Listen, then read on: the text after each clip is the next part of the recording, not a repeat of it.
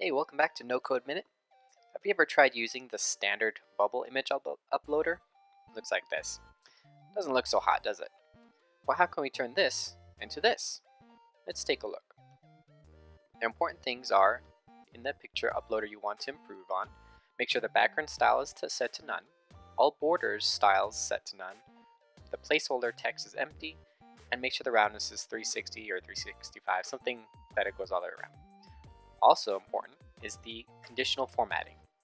So when this picture uploader's value is empty, make sure there's a background style set to image, upload an image, center that image.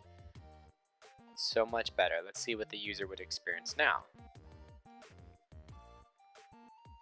That's nice. Alright, there's your no code minute for today. See you tomorrow. Don't forget to subscribe to keep getting more videos like this.